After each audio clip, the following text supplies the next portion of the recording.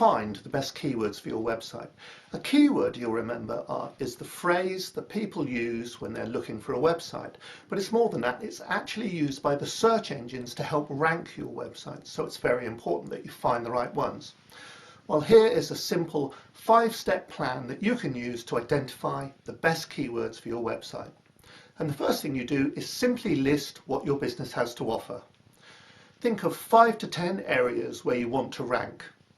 You can use your USP or your unique selling proposition. How are you different from your competitors? Once you've come up with the 5 to 10 areas, then try to associate some candidate keywords with each of those areas. So step 2 is to put yourself in your customer's shoes and try to look for some potential phrases for each of those areas that you've listed. You can use various tools to help you. There's one called Ubersuggest, which is a keyword suggestion tool. Once you've come up with your phrases, you move on to step 3, and that's simply to use Google to help you research those phrases. Google has something called a prescriptive search algorithm, and all that means is it will try to finish a phrase when you type something into Google, and it finishes the phrase based upon the most popular search terms. More than that, it will also offer you some alternative suggestions to the terms that you've entered. Once you've come up with your candidate phrases and researched them using Google, you should try and refine the list. And the way that you do this is you look to have a mixture of what are known as focus keywords and long tail keywords. Now I'll just explain what that means.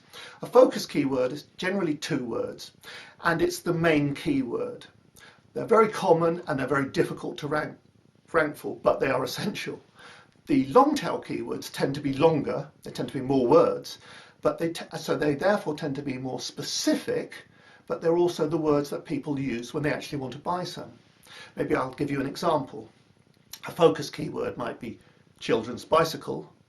A long tail keyword would be girl's bicycle for a 10-year-old, for example.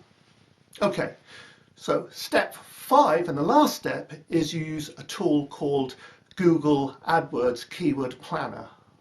Okay, it's actually designed to be used with the Google AdWords campaign, and you'll need to sign up to use it, but you don't actually have to go forward with the campaign to use it. And what that will help you to do is to research the volume and the traffic for your candidate keywords. So there it is. Use those 5 simple steps and you should come up with some keywords that not only help your users find your website, but help your website rank well in search engines.